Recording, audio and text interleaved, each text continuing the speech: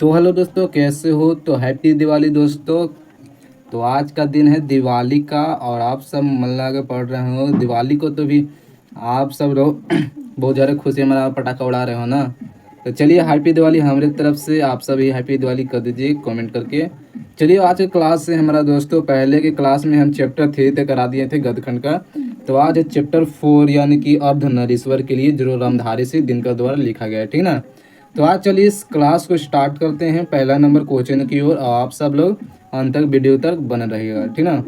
पहला नंबर हमारा क्वेश्चन है कि दिनकर के कौन से राष्ट्रीय सम्मान मिले थे। देखिए, जो रामधारी सिंह दिनकर है यह पद्म भूषण से सम्मानित किया गया था, ठीक ना।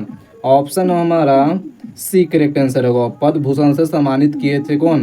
तो रामधारी सिंह दिनकर थे।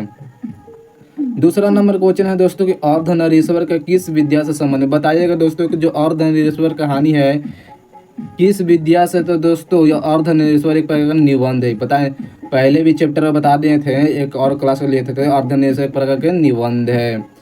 चलिए, अर्धनिरीश्वर शीर्षक निबंध में शंकर और पार्वती का किस प्रकार की रचना है। बताइएगा दोस्त कि अर्धनिरीश्वर क्या है। शीर्षक निबंध में शंकर और पार्वती यानी कि ये एक प्रकार क्या है। तो दोस्तों कल्पित है, ठीक ना, एक प्रकार की कल्पित रूप है। कह रहे हैं कि अर्धनेश्वर में शंकर और पार्वती को किस शीर्षक पाठ में बताया गया था दोस्तों। तो रामधारी सिंह दिनकर के द्वारा, यानी कि अर्धनेश्वर में शंकर और पार्वती को बताया गया था, याद रखना है। चलिएगा, चौथा नंबर हमारा क्वेश्चन है कि अर्धनिरीश्वर शीर्षक पाठ के हिंदी साहित्य कौन से विद्या लिया गया। तो दोस्तों यह एक प्रकार के निबंध है। क्या है? अर्धनिरीश्वर है जो रामधारी सिंह दिनकर एक प्रकार निबंध का है, तो याद रखना है। याद रखना, बहुत बार ये से पूछता है कि निबंध यानी कि जन्म मृत्यु क्या हुआ था। चलिएगा दोस्त, पाँचवा नंबर क्वेश्चन है। देखिए, बलग में भी मेरे गांव में अभी आज का दिन गाना बज रहा है। हम वहाँ पर जाकर ना मूर्ति जो बैठे हैं लक्ष्मी जी हमारे गांव में, हमारे ही घर के बगल में बैठे हैं यहाँ का लक्ष्मी जी, वहाँ पर ये वीडियो भी बंद करके गए हैं। ठीक, आवाज़ कम करवाने, थोड़ा सा बढ़ा दिया था बहुत ज़्यादा आवाज़।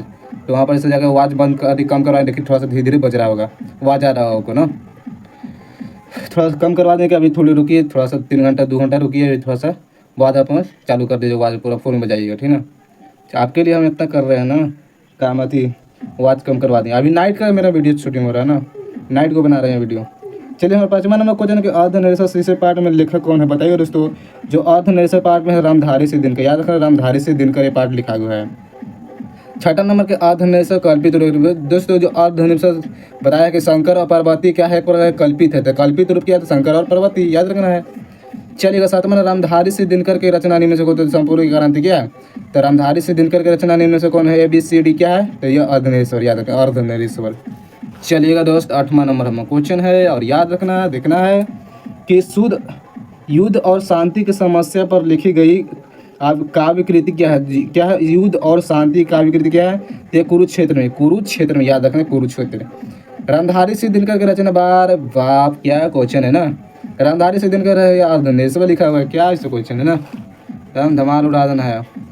बताएगा अर्धनिरीश्वर शीर्षक पाठ में निबंध का लेखक है रामधारी सिंह दिनकर। रामधारी सिंह दिनकर किस विश्वविद्यालय से कुलपति रहे थे भाई? थे कौन सा विश्वविद्यालय था? भागलपुर विश्वविद्यालय, याद रखना क्या। तो भागलपुर, भागला यानी कि भागा जहाँ से, तो भागलपुर विश्वविद्यालय, याद रखना यार, सबको याद रखना है। अगर छोड़ दोगे इस चैप्टर में ऑब्जेक्टिव तो आपका मिस्टेक हो जाएगा। जितने 12 वाले क्वेश्चन है तो सभी करा रहा हूँ, ठीक ना।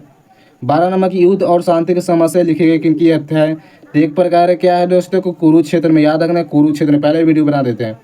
दिनकर जी की पहली कविता किस पत्रिका से छिपी थी? तो क्या प्रभम मधुर या हुंकार छात्र सदोहर, या ऑप्शन डी छात्र सदोहर है ना, छात्र सतोहर है, ऑप्शन डी नंबर का आंसर होगा।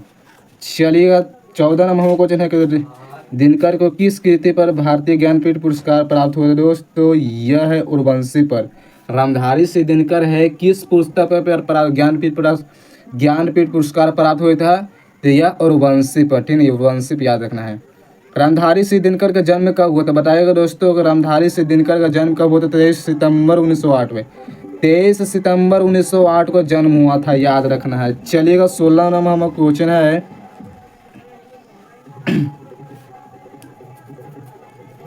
थोड़ा सा गाना को आवाज आ रहा होगा ना, यानी थोड़ा सा कॉपीराइट ना देते वीडियो में।